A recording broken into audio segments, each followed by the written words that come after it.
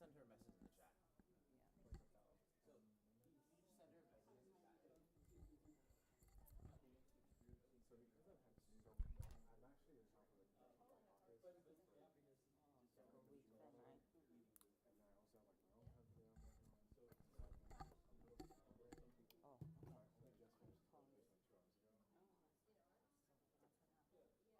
this like 2 hours ago. I'm gonna come here. I hear this person right here. I don't, very loud and clear. Whoever just spoke.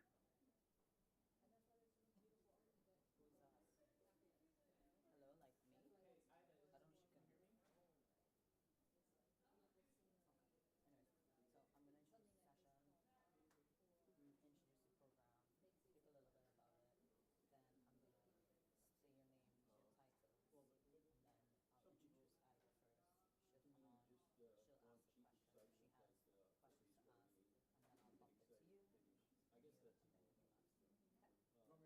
but to me All right. Whatever you want. You okay with that? I'm your servant. Whatever. No. Basically, Linda Zone is like a pre into Dr. And some people So it Oh, makes nice. sense to team it like that. And then I love would that. best to go Iris go first because to get that because Clinton's so Okay. Sounds good. they work very hard for that. Anyway, I usually should we go?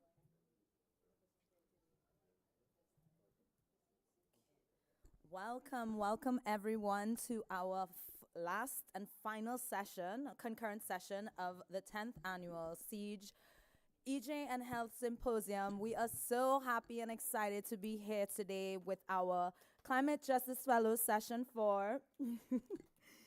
We have a wonderful set of presentations today for you all. My name is Ariel Wharton. I'm a climate change specialist and EJ specialist within CEEJH. The Climate Justice Fellows Program is a groundbreaking initiative led by CEEJH and myself. This 21-week immersive virtual and in-person training implementation program is designed to equip individuals with essential knowledge about environmental justice and climate justice principles. So the Climate Justice Fellows Program initially starts with a 10-module training piece. So within those modules, we speak about the intro to EJ, we speak about climate justice, food sovereignty. We also touch on climate adaptation strategies, the importance of community science tools, mapping, etc., all the goods. Then after this portion of the program, we move into a capstone project. Now, when we say capstone project, it sounds like everybody's in school, everyone's a student. The wonderful thing about the Climate Justice Fellows Program, individual, inclusive, diverse program. So we have someone as young as 18, and we have two folks as young as 70 years old. So the point is, anybody can be a part of this. Anyone can do EJ. You just have to take the stand to make a choice to join. So this project, this capstone project is cohort members led. And it provides an opportunity for our fellows to apply the knowledge and skills they have gained throughout the program to real environmental justice problems in a community of concern within the Mid-Atlantic region. By addressing a local environmental, climate, or energy justice challenge, cohort members can make a positive impact in their partner community and actively bolster environmental and climate justice initiative. So our aim was to really include and kind of create a connection and collaboration between our fellows and some of our already current partners and collaborations within the Mid-Atlantic region. So for example, I'm sure you've been hearing Match and TikTok all for these past 4 days. So our aim is to connect our fellows with some of our Match and TikTok hub partners. So that can be Empower DC, that can be SBCLT, which is South Baltimore Community Land Trust, that can be Appalachian Voices, we have HBCU hubs, and the list goes on. But we also have a lot of different collaborations and connections that Dr. Wilson and CEEJH has fostered over 10 plus years. So a lot of people were interested in food sovereignty. We have Bonita Adib, who is the founder of Ujama Farms. So very wonderful partners. And we were able to connect fellows with these partners from the beginning so that they could really hear from people in the community about how they can lend their skills to problems in the partners' communities. So, without further ado, I'm going to introduce our fellows for this panel. First up, we have Linda Joyner, former Princeville Commissioner of the town of Princeville in North Carolina. We have Dr. Glenda Knight, who's a consultant within the town of Princeville, North Carolina. We have Greg G.L. Janko, who is the founder and CEO of Generation Conscious. He's also a member of the board of directors for AASHE and, of course, a CEEJH fellow. And lastly, we have Ida Muhajiri, who is a PhD student at the University of British Columbia within the Department of Environmental Studies. So welcome our fellows for our final session. First up, we have Ida, who will be presenting her presentation for you all. Welcome, Ida.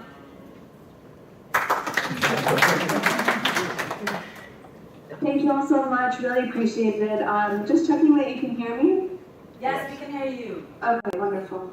I will go ahead and share my screen here. Thank you for allowing me to join you virtually.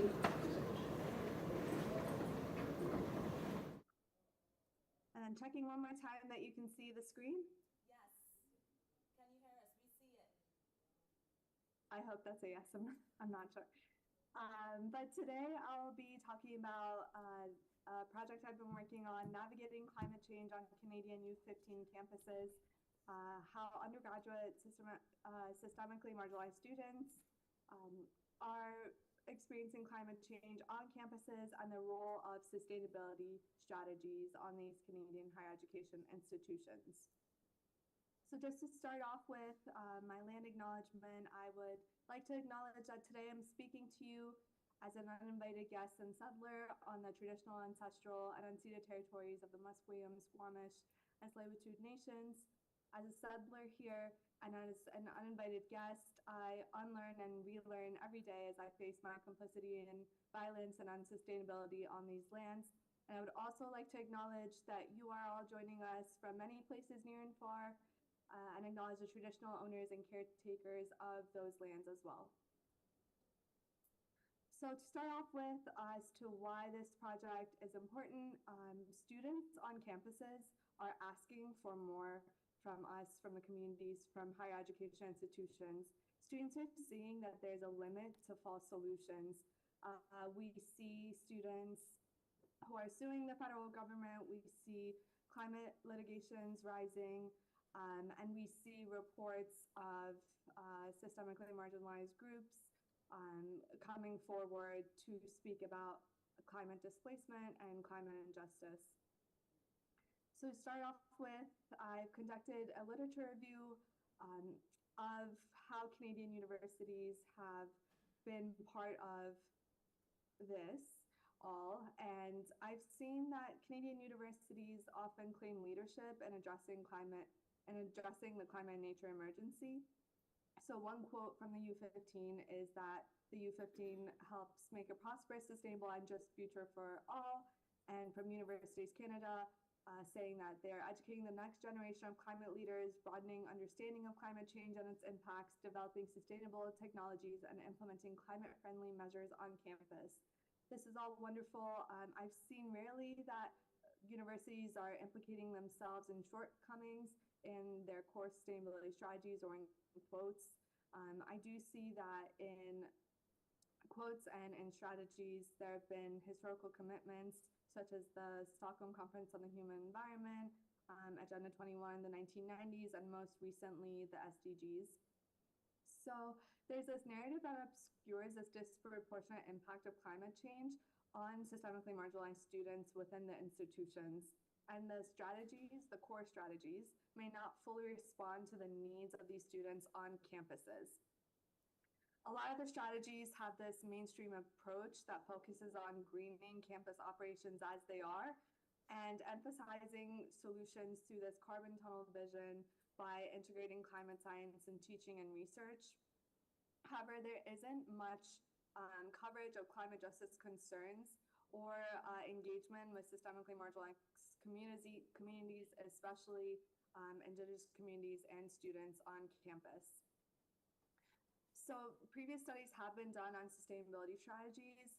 They've examined institutional policies and student-led climate initiatives on Canadian campuses.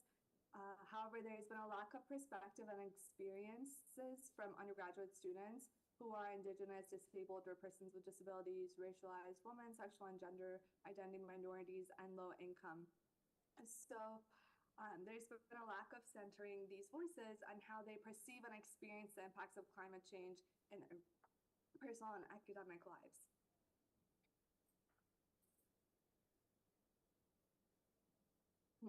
Therefore, the research questions that we developed are: how do undergraduate systemically marginalized students perceive and experience the impacts of climate change in their personal and academic lives? What challenges and opportunities they encounter in relation to climate change on campus? How do these students navigate and cope with the impacts of climate change, and what strategies do they rely on? How can Canadian universities better promote climate change to empower systemically marginalized students through their core sustainability strategies? So a theoretical framework here is grounded in critical social theories, particularly decolonial and post-colonial studies and critical higher education. And the overarching lens is a decolonial climate justice framework that essentially sees the roots of climate change as capitalism, colonialism, white supremacy. We also employ critical race theory and intersectional theory to see how systemic racism, ableism, classism, and sexism intersect on campus, which of course exacerbates environmental vulnerabilities as well. So for the methodology, this is going to be a two-part project. So there's workshops, educational workshops led by systemically marginalized students, as well as qualitative interviews. So the workshops are done through a community-based participatory research approach, which means that the community is fully involved in implementing and developing these workshops. It's going to be with two student-led organizations in climate justice at University of British Columbia and University of Toronto. So they'll be done once per term. And then when we get the results from those workshops, those are going to inform the research for the qualitative interviews.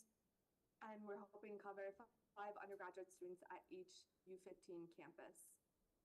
So the significance of this, hopefully in the future, is that it'll of course contribute to decolonizing these sustainability strategies further, because there is this critical gap in the sustainability strategies as of right now. And it's also a chance to work with community partners to center the voices and experience of systemically marginalized students, allowing community partners to be an equal part of this project as well. And we do see that there's a significant investment in sustainability at Canadian universities right now. However, these lived experiences and perspectives are largely not considered. So this is an opportunity to have those lived experiences be part of these core strategies as well. Thank you so much. I really appreciate your time.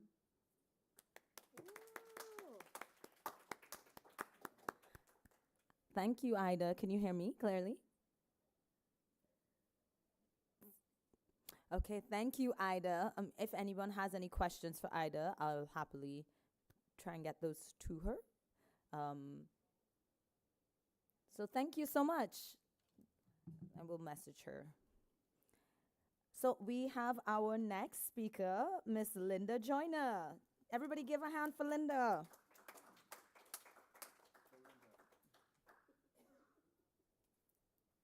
Well, hello, everybody. Hello there. And thank you so much. I'm so excited about being here and doing something that is a great passion of mine. Just to give you a little history of me, a background of me, I'm Linda Joyner. I'm a former commissioner, mayor pro tem of Princeville, North Carolina, the oldest town chartered by freed slaves in America. I now currently serve as a liaison for Princeville now that I'm no longer a commissioner there, which is part of the reason why it is so important that we continue these studies and these talking about the environmental justice. Princeville is a community that is very dear to me. And what I'm going to do with you today, Dr. Knight and myself, we're going to kind of tag team. I want to take you on a journey with me back into the history of Princeville, just to give you a backdrop of where you'll be going to and where you'll see why we have elected to speak on this topic today.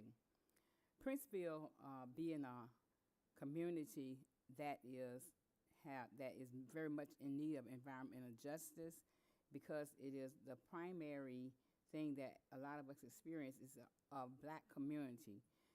As of today, Princeville is probably about 95% blacks in the community, and we're still challenged with injustices.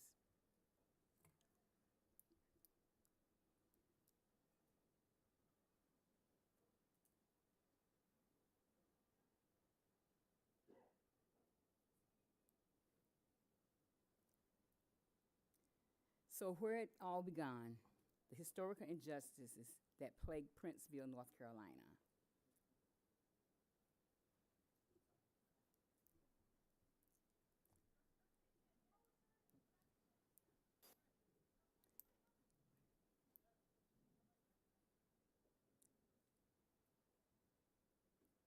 If you go back to the first slide.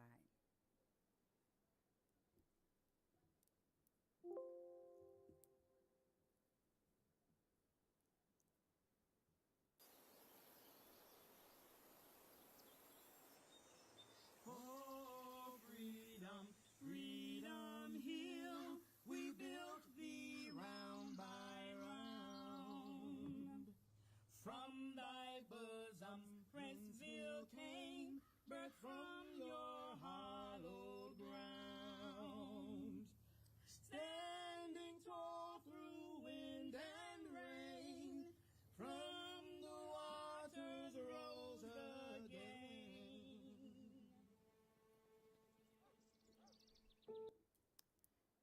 So this is our anthem. It pretty much tells the story of Princeville's conception and where we are today. The Princeville story begins right here with the Union soldiers in 1865 when they proclaimed to the now freed slaves that the Civil War had ended.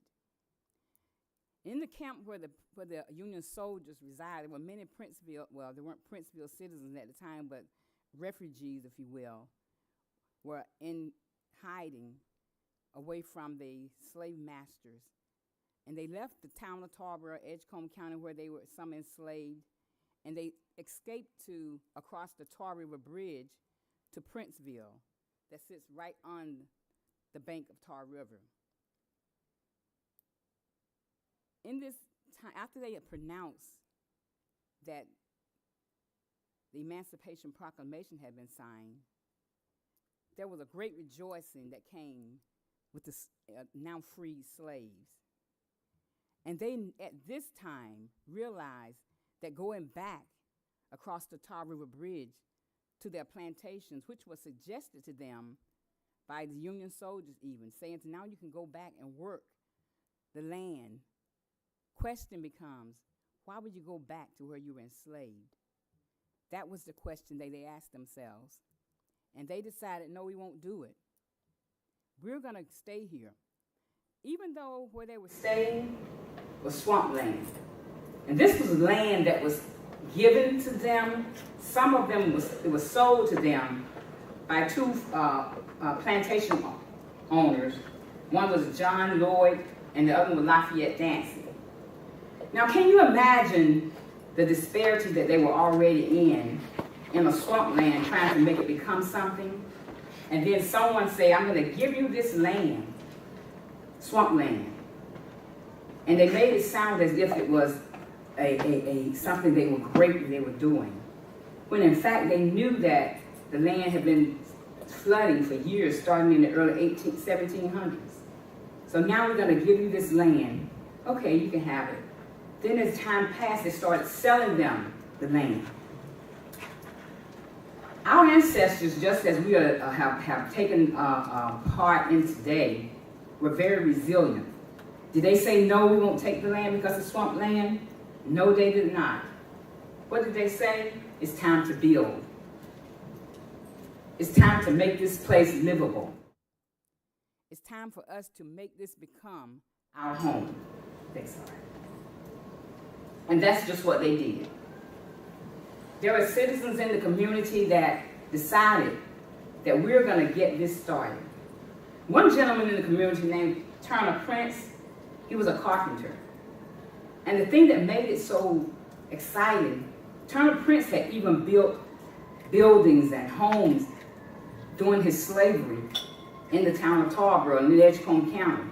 So it was quite a blessing to have him being a part of the now freed slaves, because he led many of the developments of homes, of businesses, and everybody joined in. But this was swampland that had to be developed, and that's just what they did. They developed the land, and as they worked the land, they soon decided that, you know what, we just don't want to have the land. We want the land to be ours. We want to get a charter to the land. So from time to time, they would go back to the legislature and ask permission to charter the land. And many times, again, the injustice was turning them around, giving them reasons why they could not. But did they give up? No, they did not. They went right back again. And one of the things that impressed me so much with the resilience of our ancestors and how they continue to go back. So it was in 1865 that the Emancipation Proclamation had been signed. By the time they had built up some of the buildings, it was around 1885. And they started going to Congress asking permission to charter the land. Just imagine the time that they, from the time that they were slaves to now a time when they continue to go back and look Congress dead in the eye, and they didn't give up. They said, no, we want to charter this land.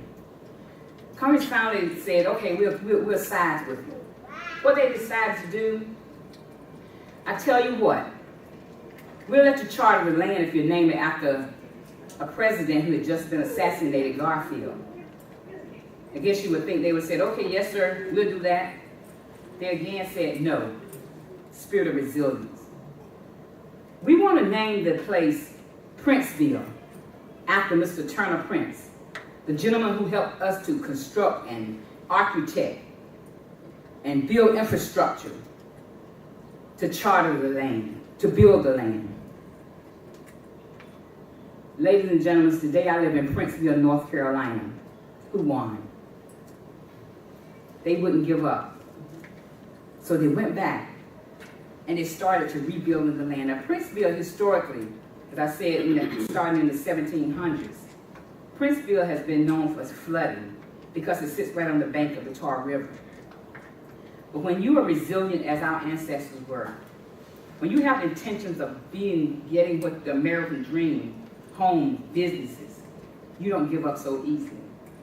So they continued to build as they went back, and had now the land had been chartered, and they received the charter. Just as they had gotten the town built up and started to thriving, in 1885, the same year that they received the charter, Princeville flooded again. Can you imagine the disappointment? Flood waters now destroying the homes, flood waters tearing down the buildings that they probably had just built. You would expect them to say, okay, we give up, let's go back across the bridge to Tar River. But no. They continued to build and build. And they rebuilt Princeville several times. Then, again, I told you Princeville has historically been known for floodings. As a matter of fact, I understand there were about 22 floods that ravaged Princeville. There were times of another injustice was when the communities all around, because Princeville flooded more than any of the other communities. However, the government failed to give Princeville monies to rebuild. They gave towns that were close as maybe 15 minutes outside of Princeville, Monies, Canita, Leggett, Tarboro, Bethel. They gave other towns monies to rebuild, but not to Princeville. Again, another slap in the face with an injustice. So it was in the first flood that ravaged Princeville was in 1999. And this was the flood Floyd. At that time, every single solitary house in Princeville, every business in Princeville was completely submerged underwater. This was a very melancholy time for our citizens. This was a time that our citizens had to be evacuated from the town, and then you would think they would put them somewhere that we would be safe.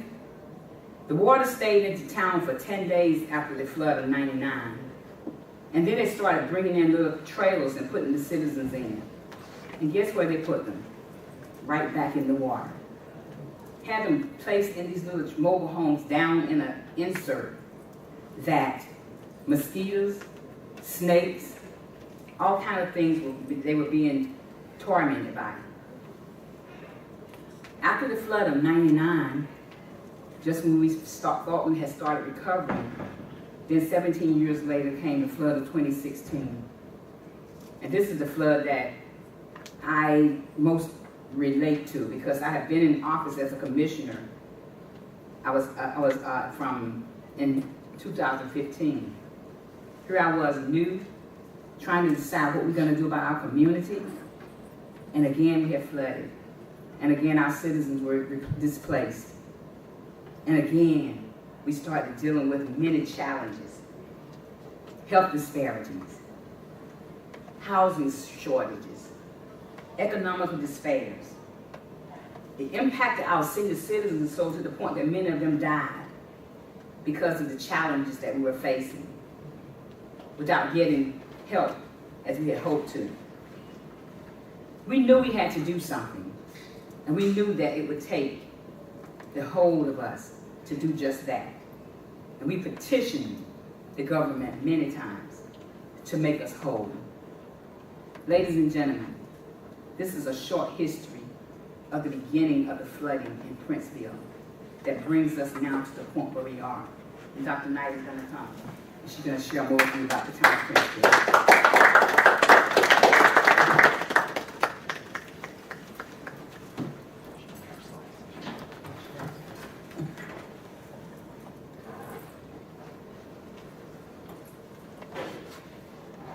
So while they're pulling up the PowerPoint that I plan to share on this afternoon,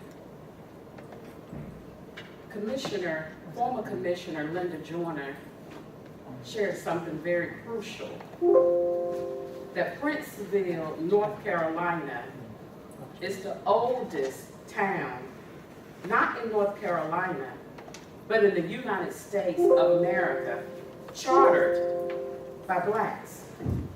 Now that deserves a round of applause. If resiliency was a community, it would be Princeville, North Carolina. A community full of resiliency since 1865. So my name, as mentioned, is Dr. Glenda Lawrence Knight. I am the formal administrator of the town of Princeville. My tenure concluded of May 2024. I remain an advocate for the oldest town in the United States. I have roots and ties in the town of Princeville, North Carolina, where my parents were married in the community at one of the oldest structures that remain in the town of Princeville. The reason why I chose this topic is because it embodies a powerful narrative of resiliency and recovery in the face of repeated environmental injustices. As the oldest town incorporated by African Americans in the United States, Princeville's history is marked by both the cultural significance and a vulnerability to natural disasters, particularly flooding. This topic allows me an opportunity to explore how systematic issues such as racism and socioeconomic marginalizations have contributed to the town's ongoing challenges and environmental hazards.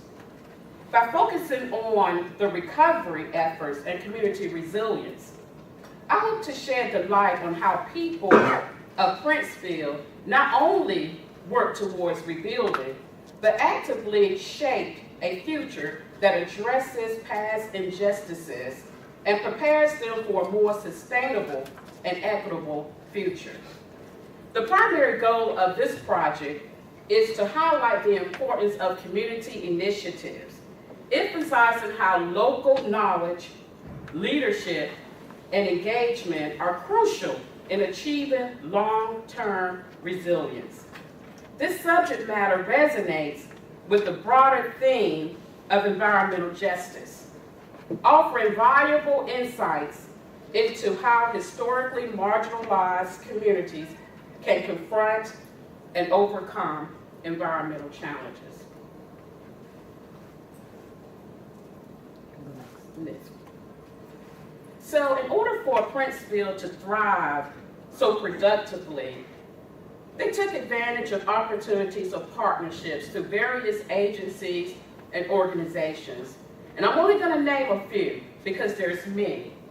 Conservation Trust of North Carolina, North Carolina State University, where the Coastal Dynamic Labs is housed, North Carolina Central University, Meredith College, Edgecombe County, Kanita Family Training Center, by which you'll hear more about later in this presentation, and ECU COPE program, where former Commissioner Joyner just highlighted that she serves as the community liaison, and North Carolina Growth through UNC Chapel Hill.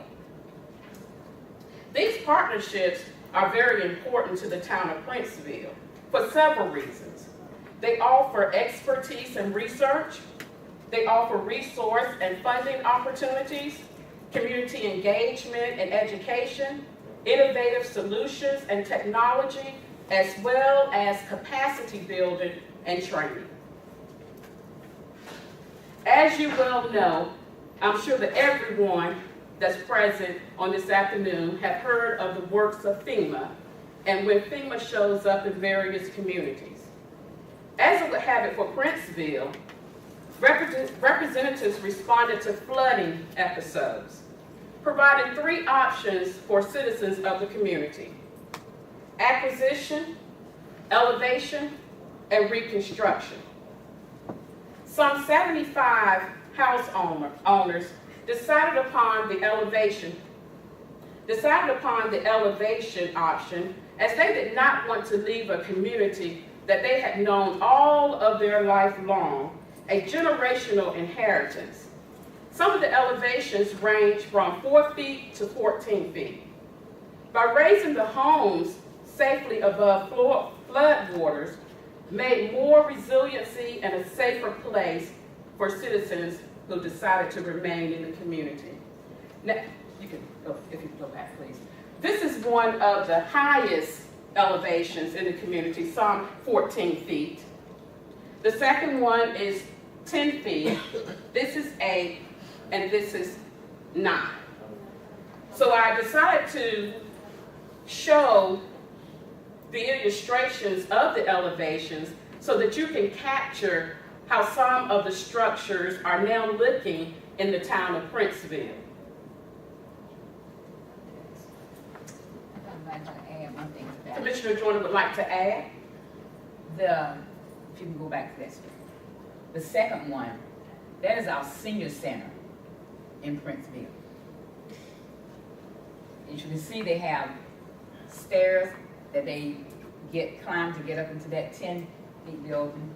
We also have an elevator that some of them are a little challenged with trusting that. But that's just one of the things that we are trying to work through. Thank you. So from the recovery options provided by FEMA, the leadership in the town of Princeville thought that it would be idealistic to develop a floodprint plan. The floodplain plan was developed through the diligent work of North Carolina State University and Conservation Trust for North Carolina.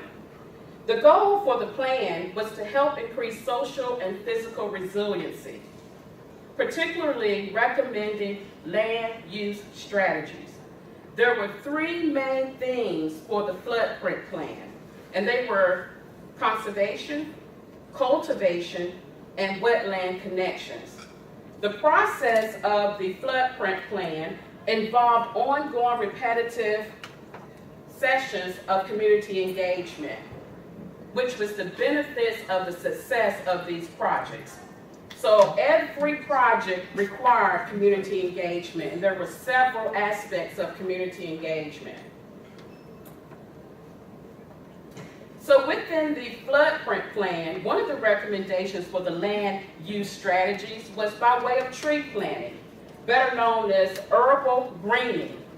Through a federal grant, the project was completed in the spring of 2023, where 50 native trees were planted along streets within Princeville historic core. Trees were selected through a community input process where residents were able to go online and provide what they thought would be the best fit for their community. The trees that were selected were the eastern serviceberry, red maple, and the musselwoods. The trees were chosen for the ability to beautify areas of Princeville, showcasing the seasonal, colorful blooms and leaves, supportive of the native wildlife, absorbent of stormwater and flood-prone areas, and also, interestingly, to reduce the temperature of sidewalks for pedestrians. Now, the benefits that we found from the experts of North Carolina State and Conservation Trust of North Carolina is that they also combat air and noise pollution, soak up rainwater that otherwise would result in flooding, create habitat for local wildlife, offset carbon emissions in local areas. So another project that stemmed from the floodplain plan was rain gardens. Rain gardens were located in the low points of the community, so that water that runs off roofs and driveways can be directed towards the rain garden. After a storm, the soil and plants absorb the water and the area dries out very quickly. The rain garden, for clarity, is not a wetland, nor a place for mosquitoes to thrive, nor difficult to maintain. The garden dries very quickly and is a natural beauty, as you can see. So one of the rain gardens is at our hub within Princeville Elementary School. And Principal Mercer, this was her first encounter with a rain garden. So if we could capture her reflection on this video, starting at 4:04. This middle one is the video.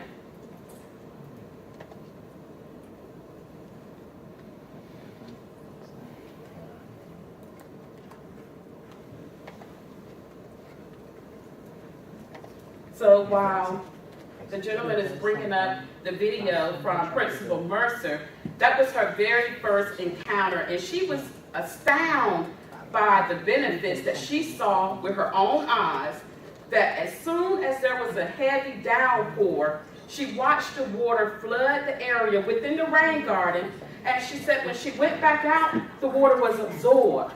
Generally, that road is blocked off when there's a heavy downpour because of the flooding in that streeted area. But because of the rain gardens, that was no longer an issue. And so once they found the video, I really want to show Principal Mercer's reaction to the rain garden that's right on the campus of Princeville Elementary School. But until that happens, I'll move forward. Some 22 homeowners decided upon acquisition, better known as buyout. The volunteer buyout program gives property owners the option to sell their property and move away from the potential repeated flooding while reducing property damages and experiencing expenses from the flooding. BOWs are the primary federal program designed to increase disaster resiliency. BOWs do come with a community challenge. As part of the federal buyout, the area is deeded back over to the local government, and no permanent structures can ever go back into that parcel. Existing properties and structures are demoed, cleared, and permanently maintained by the local government.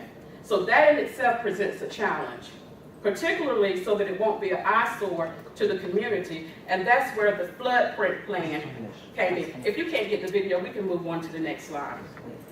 Particularly, that's where the floodprint plan came in at. It's because this place called green space within the community were, we can go to the next one. Okay, right here. Good, thank you very much.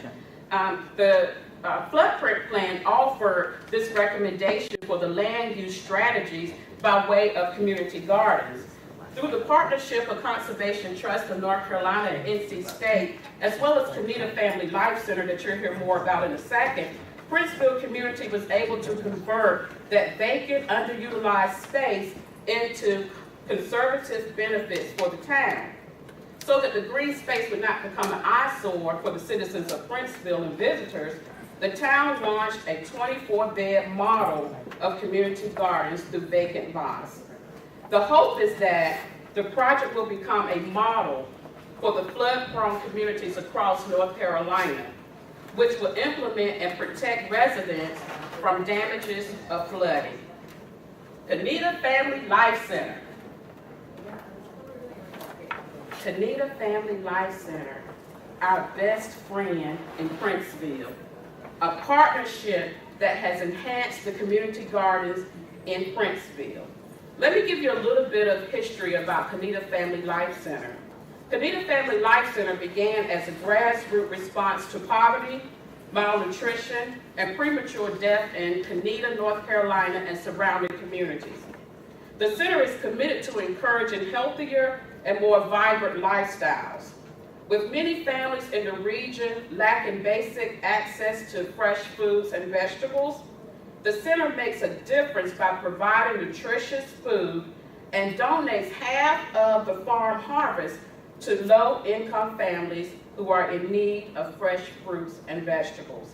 The farm is comprised of 25 acres of sustainable land growing both fruits and vegetables. The first picture here is the Honorable Elite Reverend Richard Joyner. He serves as the CEO of Kanita Family Life Center, and in 2015, amongst the top 10 CNN heroes was the Honorable Reverend Richard Joyner, an all-star tribute. He has led this rural community of Kanita to better health by helping students grow and distribute over 50,000 pounds of fresh food per year. So let me quickly reflect on the project process. While there were great successes, there were several challenges.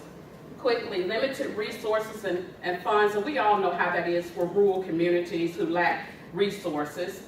Bureaucratic, regulatory hurdles, just jumping through all of the guideline and red tape of local, state, and federal regulations.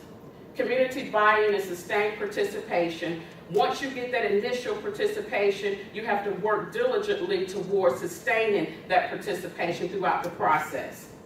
Social economic disparities, balancing immediate needs with long-term goals, and the successes: improved flood resilience, restoration and expansion of green spaces that we talked about with the community gardens, environmental and public health benefits, recognition and support. Recognition and support is extremely important. Princeville, North Carolina were the recipients of a $30 million grant to cover 53 acres out of the 100-year floodplain. So that recognition and support sets the stage for an opportunity of other funding resources. Next steps: expansion of the green infrastructure, long-term maintenance and sustainable planning, community education and involvement, monitoring and evaluation. So once these projects are implemented, it's important to track and monitor what's working, what's not working, so that we can bridge the gap and be successful in other future projects. Policy, advocacy, and collaboration. So these are my resources for my capstone project, and I do want to say the projects completed in Princeville planted the seeds of climate resiliency in Southeast North Carolina. The community has positively proven that with sustainable collaboration, innovation, and adequate funding, our state can stand strong in the face of climate change. Thank you very much for your participation.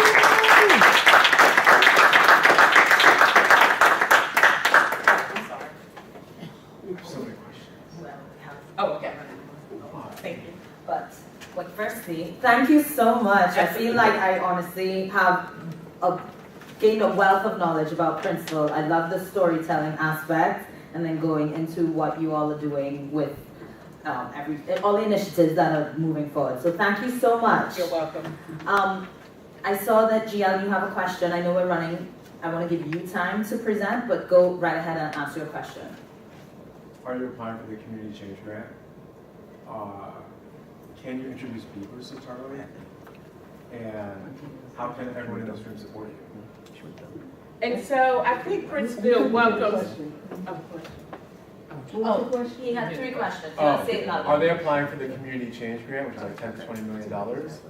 2 is, can they introduce beavers to Charlie? Beavers, because like beavers are brought in to help like reduce flooding and wetlands. 3 is, what can everyone in this room do to support that? Any recommendations that you have or resources, you can visit the Town of Princeville webpage, and you can submit any resources or recommendations near or far for the Town of Princeville. We do work with Edgecombe County as it relates to the beavers. They do have that resource, and they've linked us to services within Edgecombe County. And so we're always applying for grants, and it's very important for us to sustain those partnerships through university organizations and colleges, because they do set the stage and success for Princeville being the recipients of those grants. Oh, go ahead.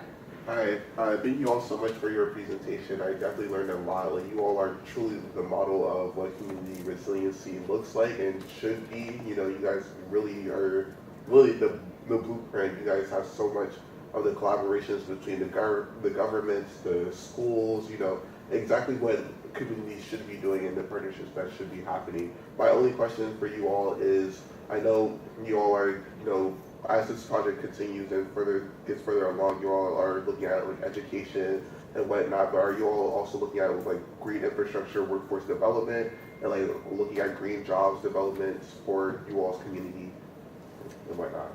And we absolutely are, and that is part of my community liaison purpose, is to build upon education, workforce development, and to educate our youth especially about the projects and about the historical things about Princeville.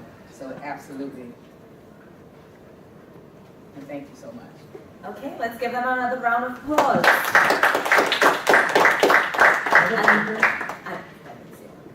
I'll There's 50 slides. So, thank you, everyone. We are now welcoming GL Jekyll. Woo!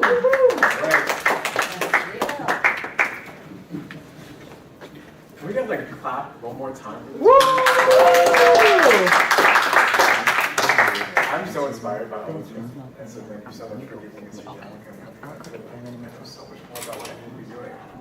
All right, can you hear me? Yes. All right.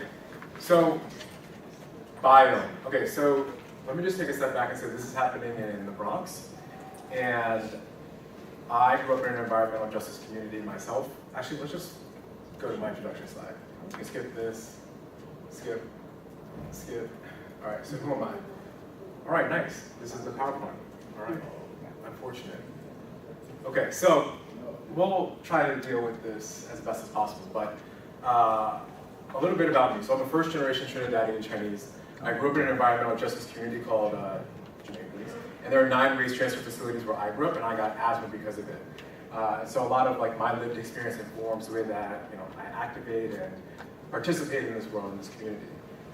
About 5 years ago, I found out that Trinidad and Tobago is at 80% at or below sea level, and my 15 cousins and 6 aunts and uncles are all at risk of displacement from rising sea levels. And so for me, it's something where they also don't have the money to just leave. You have to actually spend money to apply for a visa, and it's a lottery. And even if you don't get the lottery win, you just don't get your money back. And so it's sort of a scam in many ways. I currently live in Brooklyn, and this project, skip, here we go. Can you go down? Yeah, okay. Oh, I guess let me tell you a little bit about my work. So I'm a social entrepreneur and organizer. For the last 4 years, I have started a regenerative economic model, starting with something as simple as laundry detergent and trying to close the loop on that. This mini dispenser that you see here holds about 1,000 loads of laundry detergent as paper, and it dispenses it. And what's really unique about the model is that we actually found a way to save building owners more money on routine maintenance than the cost of providing everyone free laundry detergent. And so about 1 in 3 low-income people today cuts back on food to buy hygiene, and whatever they buy is usually disproportionately burned or landfilled in their communities. And we have that at 24 universities, and every time the school does buy one, we actually train and hire between 4 to 10 first-generation low-income students at $20 an hour as product managers. So we recycle about 40% of our operating budget back into those young people. I was a first-generation student. It's really important that I think we help them understand, but also equip them with the skills so that they can compete against their peers of intergenerational wealth and intergenerational networks as well. I'm also on the board of directors for CEEJH. It's the largest independent verifier of universities' carbon neutrality claims with over 1,000 university members. And I'm a climate justice fellow. Next. So who's the community org that I'm working with? I guess let me put it into the context of, I'm very passionate about economic justice. I've been working on economic justice for well over a decade. And the reason I was connected with Henry and I care about this project is because climate justice is very much at the forefront of it, but economic justice is paramount. And I'm very, very passionate about how do we find opportunities, methods, systems to allow people to take to become self-sufficient and not have to depend on the system. And so the Reborn Community Alliance, based in the Bronx, developed the first partnership with the New York City Housing Authority and Department of Housing and Urban Development to build the first gardens on public housing rooftops. So this is a 10,000 square foot garden rooftop that grows microgreens for public housing residents in the South Bronx. This is Henry. Henry is born in the Dominican Republic, raised in the South Bronx. And the reason why I really love Henry is because, again, lived experience. He actually went to one of the poorest congressional districts for middle school and high school in New York, and it had the highest crime rate in the late 90s. And Henry is a vegetarian, he is queer, he suffers from asthma, and he has been doing this work for about 15 years now. And so we actually met through a cohort for the New York City Economic Development Corporate Company Ventures, and he is about as pure as they come. And so I felt really, really strongly that he was the right person to work with. So what is Biome? So Biome is a project that has responded to an RFP from the New York City Economic Development Corp to redevelop a 600,000 square foot armory that has been dormant for 20 years. It was built 100 years ago to actually just store weaponry. And 20 years ago, Mayor Mike Bloomberg actually sold the license to one of his buddies to build a luxury mall in the South Bronx. And then the community fought against it and killed it. 5 years later, surprise, surprise, they then sold it to be an ice skating rink. The community then shut that down. And so now there's this big RFP out, and we are one of the finalists actually for this space. So why did I choose this project? The situation in the South Bronx is honestly like really, really dire. So let's get into that real quick. Right now in Kingsbridge Heights, Bedford, that's where the Kingsbridge Armory is in the Bronx. And they have essentially the lowest household income in all of New York City. Uh-oh, we are gone. Is that me? That's not me. Yeah, and you'll also notice that we put the South Bronx in here. Because we're applying for this RFP for the Kingsbridge Armory, we actually have a Plan B, which is a much smaller space in the South Bronx, which actually has a higher rate of like diabetes, obesity, and much higher levels of air pollution. So it's also the highest percentage of households living in poverty in all of New York City. The Bronx also, 1 in 4 people literally are food insecure, and it has one of the worst supermarket to bodega ratios. There's 1 supermarket for every 18 bodegas. The New York City average is 1 to 13, which is still really high. And so when you don't have money and you're being crushed on rent and you don't have access to buy nutritional food, you know, it becomes very, very, very, very, very bad very quickly. So you don't have access to healthy food, you don't have money, you're just buying whatever's available. The diabetes rate in Kingsbridge is one of the highest in all of New York City. It also has one of the highest obesity rates. Also, because of the pollution, a little background about the Bronx, there's a guy named Robert Moses who built the first major highway through a congested urban district in 1955. That guy, terrible human being, lots of people then followed his model and built these massive highways, both in like Los Angeles when they were displacing local Chicano people, but just across the entire United States. And because of all the heavy traffic, you have actually one of the highest rates in both where the Kingsbridge Armory is, but also in the South Bronx, for asthma visits to the hospital, but also cardiovascular deaths, respiratory deaths, and mortality rates. And the Kingsbridge Heights, so this is like Manhattan here, this is the Bronx. This is where the Kingsbridge Armory is.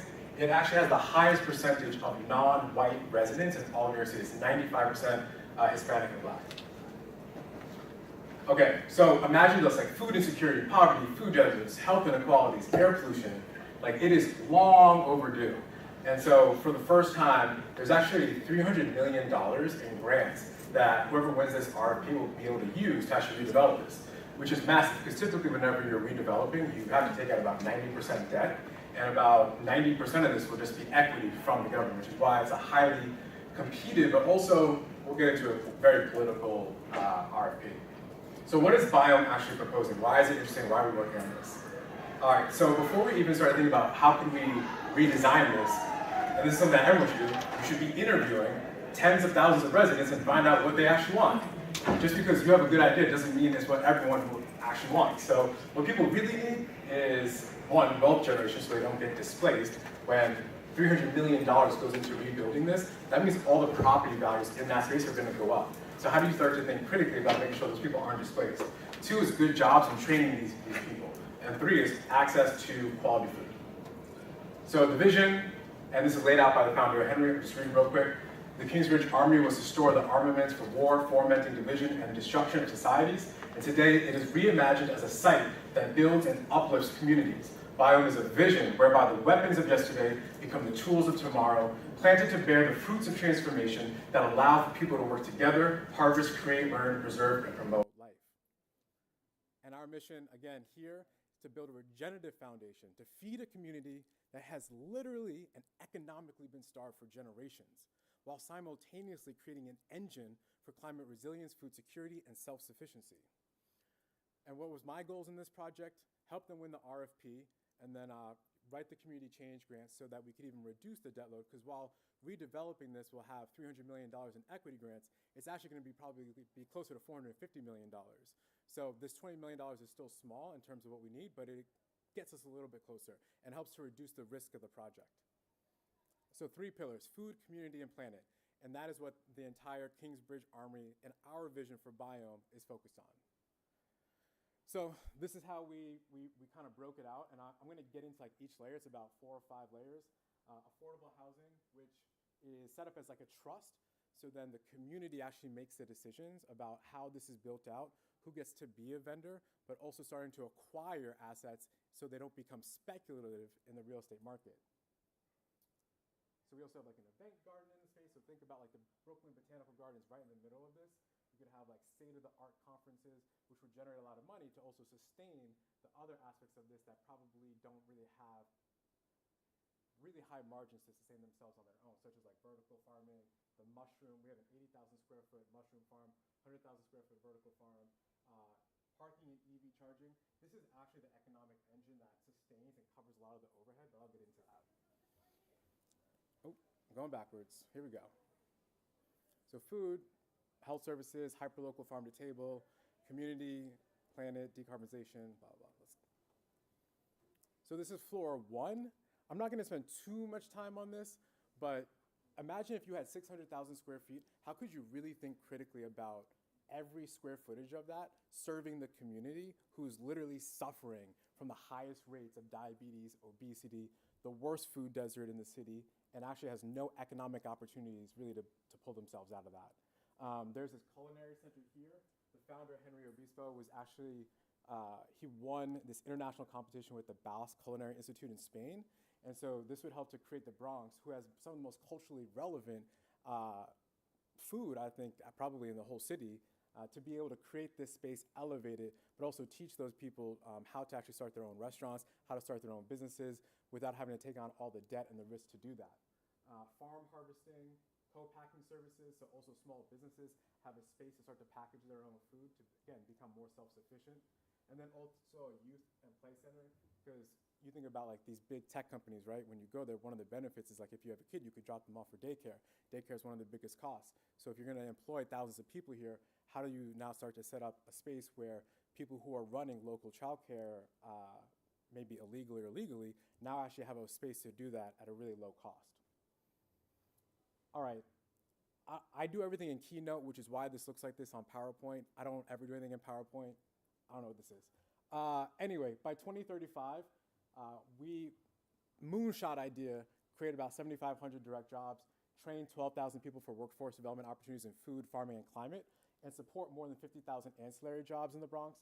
So one of the things that I just want to make a point here about point 3 is that how many of you know about like data centers for like AI?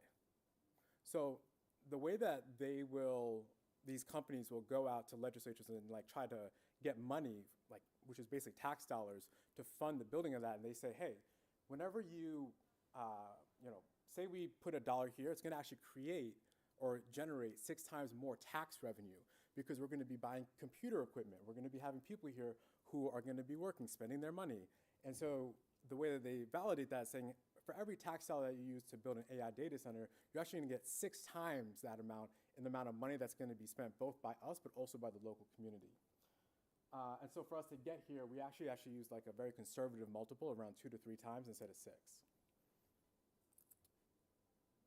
This is for, oh, I went back. All right, blah, blah, blah. This is sort of like a breakdown of the jobs. The culinary center is about 1/3 of it, and the climate tech is about 2/3 of it. Let's keep going through. So the vertical farm, so food as medicine. How many of you are aware of the term food as medicine? Great. So again, the food desert, when all you have are really high sugar, high salt foods that are really inaccessible, what does it look like when we start to produce, say, hundreds of thousands or 1 million pounds of food a year, which you can technically do with about 175,000 square feet of space? This is us actually bringing some of our students to one of the rooftop gardens that were just being built at the Forest Houses in the South Bronx. And so just through utilizing what could be, we'll call it like maybe 10, 12% of the space, you could technically feed about 34,000 people a year in the South Bronx, not including how the education and also inspiring the rest of the region to start to rethink how they stock the shelves in local grocery stores, stock their shelves in bodegas as we start to transform that culture and that mindset around food. And this is what really, okay, so my background is in economics, and one of the first things that I just started thinking about when thinking about how do we make this case to actually win this RFP was, if we look at what the rate of diabetes and obesity is in the Bronx and then look at it what it is in Manhattan, so it's about 2 times as large in the Bronx as Manhattan, right? So the actual cost of a diabetes patient, their lifetime cost, is about $125,000. And 1 in every 4 US healthcare dollars actually goes towards a diabetes patient. It's really, really expensive. And so if you're actually able to cut this number by half, that's about 91,000 patients. Multiply that out. If you're able to reduce that, you're saving essentially almost $11 billion in healthcare costs just by cutting the rate of diabetes in the Bronx by half. For obesity, if you cut that rate again by half, which is 240,000 people, lifetime value of an obesity patient in the healthcare system is about $92,000, that's $22 billion. That $30 billion in potential healthcare cost savings doesn't even include all of the costs because the Bronx also has the highest rate of cardiovascular deaths as well. We can go on and on, but making that case has actually been really important. enabling us to be a finalist. Okay, am I going backwards again? I'm sorry. Boom. No, I'm going back. Down.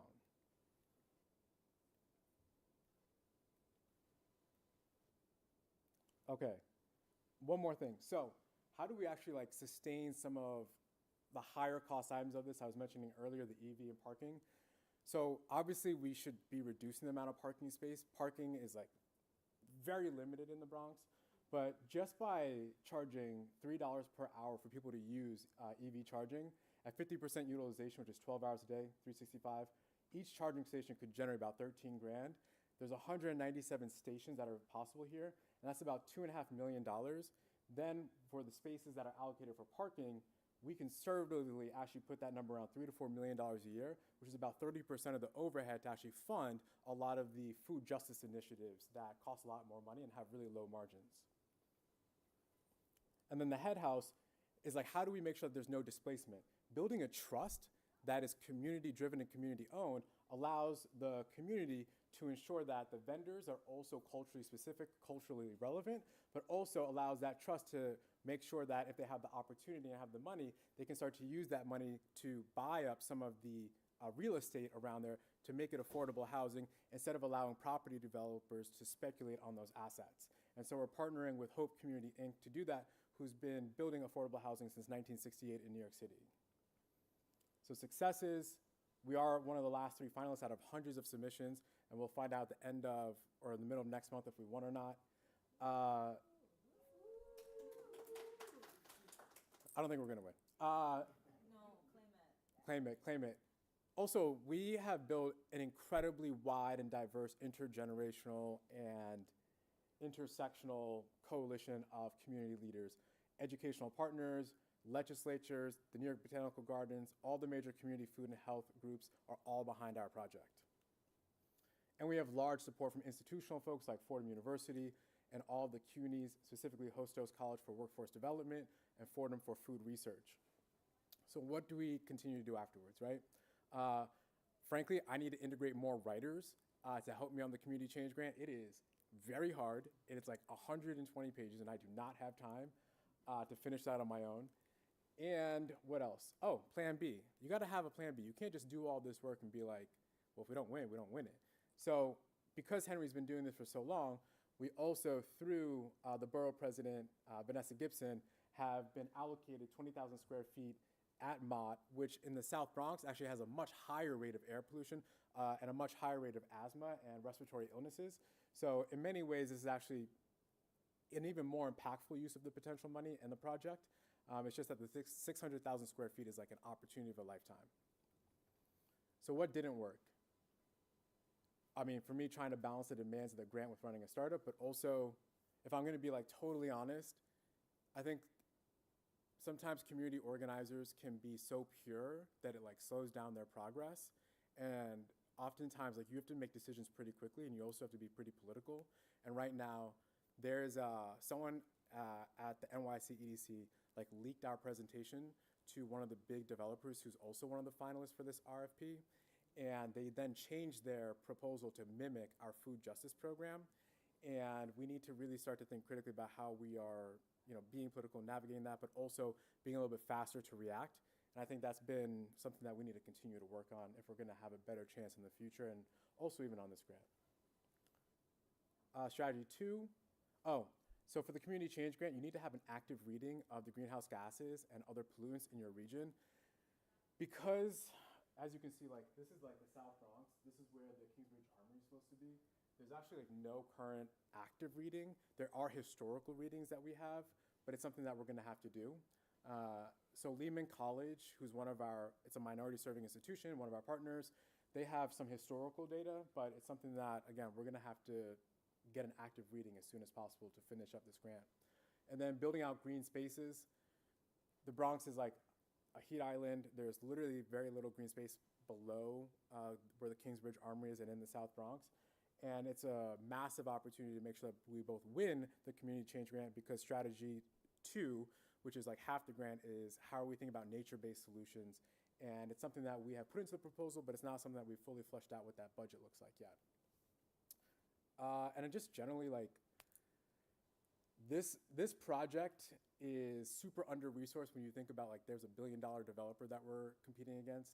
And so we just need more organizational leadership and more business acumen and financial know-how to create these like sustainable community-centered business models. And that is it. Thank you so much.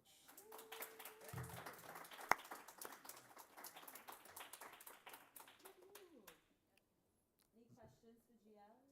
Yes, sir, in the back.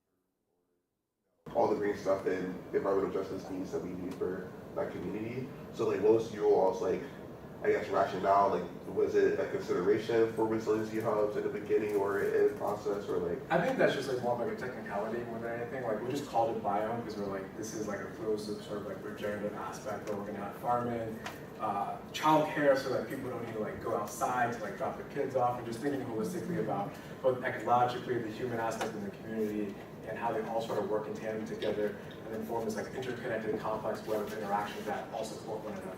Right, I only say that, ask that because of like grant availability of like how things are like described. You know, I know there's a lot of like money for like resiliency hubs, but then there's also money for like community centers. So I was just wondering if that was like I was just like the right, I know. And then my second question was related to, you know, the energy of this space. You know, I'm not really a big energy guy, but like that was something that was odd that came up in my head, because I know you all have, you know, the EV charging station. We also have vertical farming. So did you all, like, within you all's like grant process, like, did you like kind of spell out how much the energy would? Okay. I'm checking. I got you. Yes. Yeah. Fully, but you're good question. Fully thought out. Any other questions?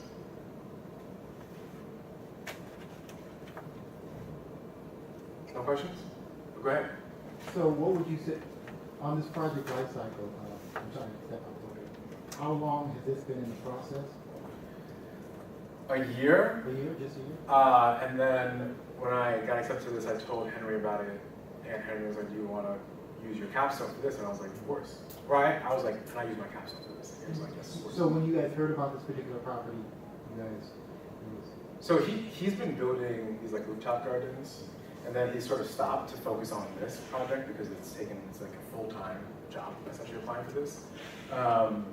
But he got offered it because he literally went to high school 1 block from the Kingsbridge Armory, which is also why I'm really passionate about this, is because it's really rare in a hyper-capitalist city like New York that you have someone who really grew up in that space, dealt with the violence, the criminality, the corruption, everything involved, and then gets an opportunity. And the Kingsborough president and also the majority leader spoke to Henry privately and said, "Hey, do you want to do what you're doing for Reborn at, you know, on all these rooftops for NYCHA and HUD, but do that here in a much bigger way?" And I would say that like his presentation is definitely by far the best of anyone that's in the finalists. The biggest challenge is just like people who are not big developers with those types of decades of like political relationships.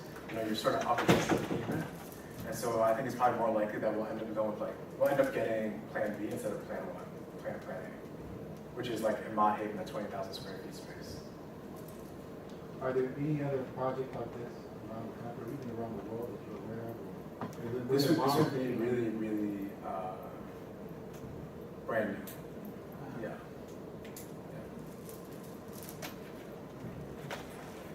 Do you have any questions? Me? Yes. So your project is the anti-Robert Moses project?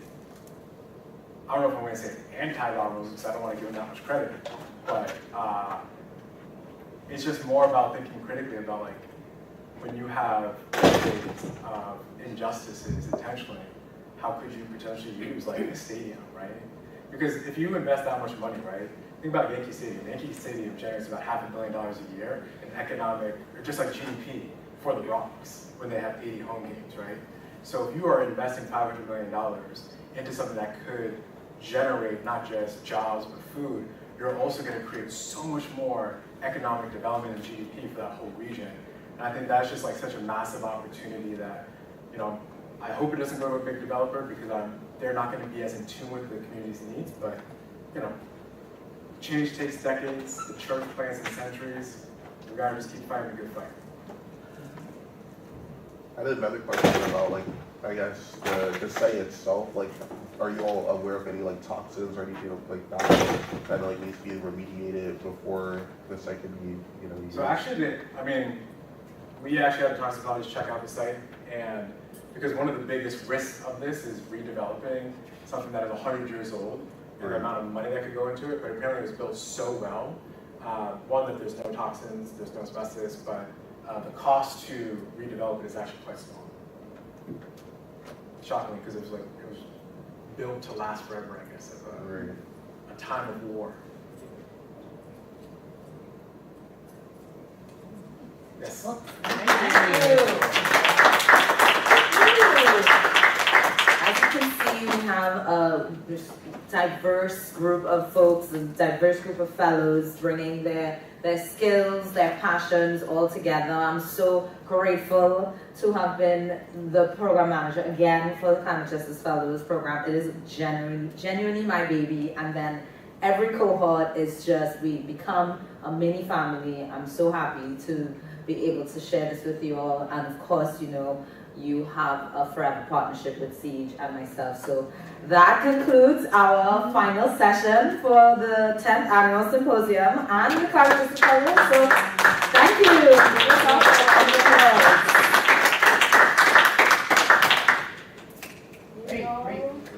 Oh, also the closing plenary actually started, so. Thank you so much.